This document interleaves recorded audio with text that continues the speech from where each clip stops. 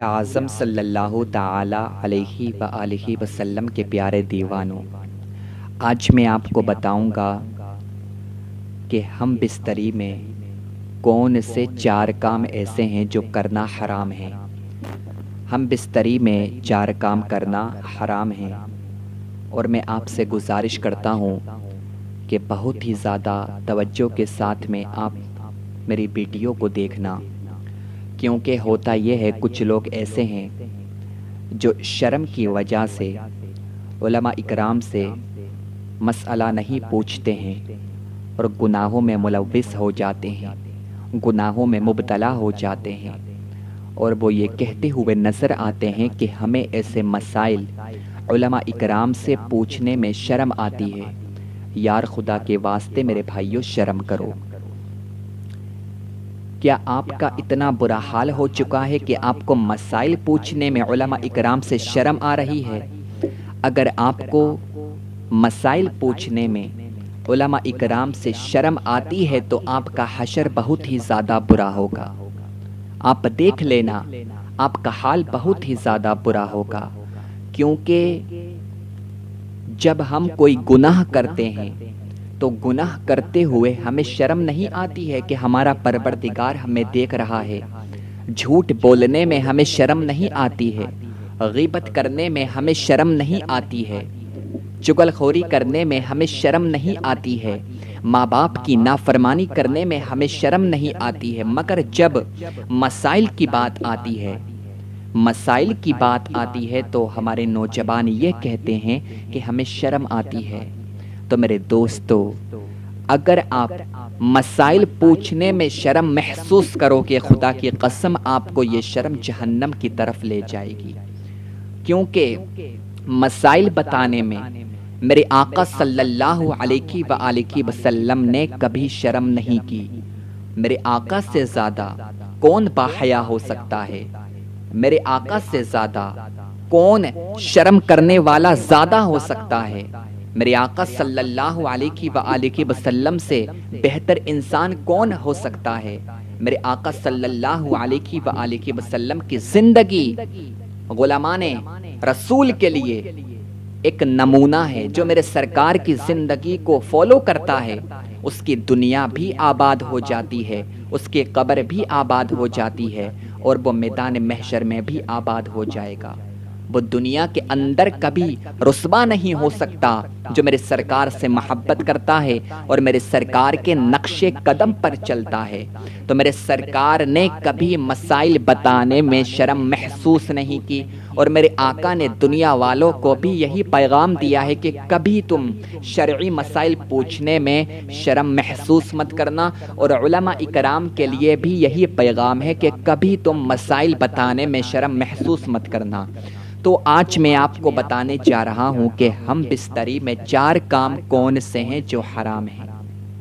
بہت ہی زیادہ توجہ کے ساتھ میں سننا۔ Number 1، oral sex. Oral sex ہم بستری میں کرنا حرام ہے۔ اس کی میں وضاحت کرتا ہوں، یعنی شوہر کا اپنی شرمگاہ کو بیوی کے منہ میں دینا، یہ حرام ہے۔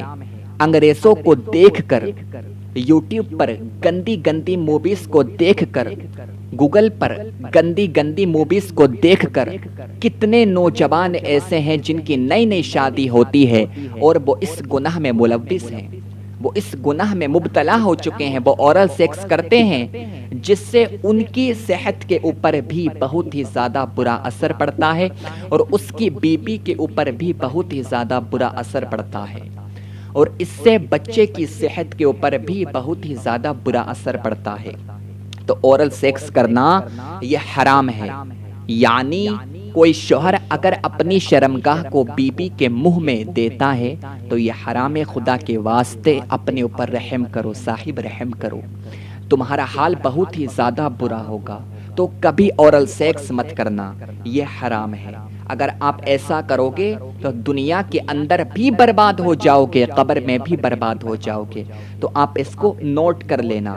نمبر 2، حیض کی حالت میں اپنی بیوی سے ہم بستری کرنا، یہ بھی حرام ہے، کیونکہ دیکھا یہ جاتا ہے کچھ لوگ ایسے ہیں کہ جن کو صبر نہیں ہوتا ہے، اگر ان کی بیوی کے حیض کے ایام چل رہے ہیں تو وہ اسی حالت میں اپنی بیوی سے ہم بستری کرتے ہیں، اسی حالت میں اپنی بیوی سے سہاگ رات مناتے ہیں۔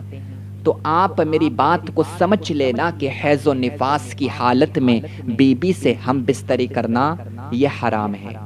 حیض و نفاس کی حالت میں بیوی سے ہم بستری کرنا یہ حرام ہے۔ نمبر تین یہ ہے کہ بیوی کے پیچھے کے مقام سے صحبت کرنا۔ جی میرے بھائیو، ہمارا معاشرہ اتنا گندا ہو چکا ہے کہ انگریزوں کو دیکھ کر ان کو فالو کر رہے ہیں، اور بیوی کے پیچھے کے مقام میں آج کے نوجوان جن کی نئی شادی ہوتی ہے وہ اپنی بیوی کے پیچھے کے مقام میں صحبت کرتے ہیں، سیکس کرتے ہیں۔ حدیث پاک ہے، رسول اعظم صلی اللہ تعالی علیہ وآلہ وسلم نے ارشاد فرمایا، جو کوئی بھی اپنی بیوی کے پیچھے کے مقام میں صحبت کرتا ہے تو اللہ تعالیٰ اس کے اوپر لعنت بھیجتا ہے، اس کے فرشتے اس کے اوپر لعنت بھیجتے ہیں، اور میں محمد بھی اس کے اوپر لعنت بھیجتا ہوں۔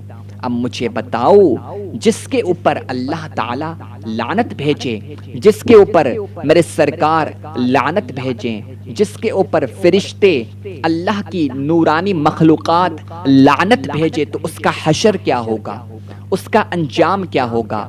تو بیوی کے پیچھے کے مقام میں کبھی صحبت مت کرنا، یہ حرام فعل ہے، اور اگر آپ نے یہ حرام فعل بار بار کیا تو آپ کی زندگی پوری طرح سے برباد ہو جائے گی، آپ دنیا کے اندر بھی رسوا ہو جاؤ گے، آپ سے محبت کرنے والا آپ کو کوئی بھی نہیں ملے گا۔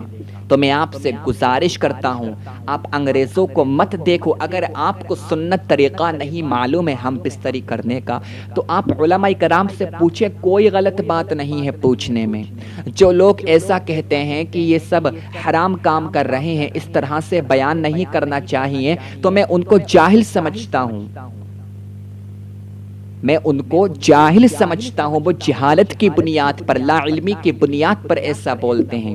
آپ کتابوں کا مطالعہ کریں، بے شمار مسائل کتابوں کے اندر بھرے ہوئے ہیں۔ تو کیا جن لوگوں نے کتابوں کو لکھا ہے انہوں نے غلط کیا ہے؟ نہیں غلط کیا ہے، انہوں نے غلط نہیں کیا ہے۔ میرے سرکار نے ہمیں یہ پیغام دیا ہے کہ مسائل پوچھنے میں اور مسائل بتانے میں کبھی شرم مت کرنا۔ تو بیوی کے پیچھے کے مقام میں صحبت کرنا یہ بھی حرام ہے۔ 3 ہو گئی۔ نمبر 4، چوتھی چیز کیا ہے؟